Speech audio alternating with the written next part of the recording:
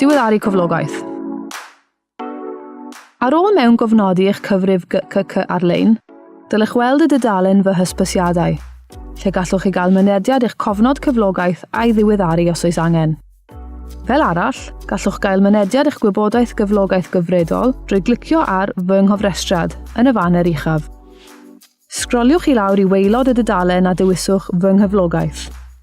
Gwelwch y manylion cyflogaeth cyfredol sydd gennym ar eich cyfyrchu.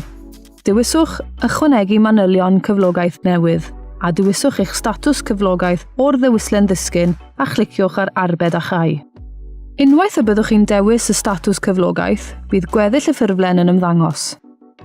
Dylech gwblhau pob maes. Cliciwch ar y chwyddwydr i chwilio am eich cyfeiriad gwaith. Gallwch chwilio am eich gweithle gan fewnbynnu cod post lle rydych yn gweithio, neu enw'r cwmni.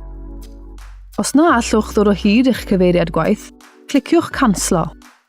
Cliciwch Mae gen i gyfeiriad gwaith gwahanol i'r rhestr uwch ben a gallwch chi deipio'r cyfeiriad i mewn.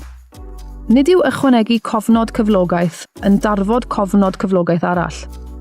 Dewiswch gorffen cyflogaeth os ydych chi wedi gorffen swydd sy'n ymddangos yn y tabl.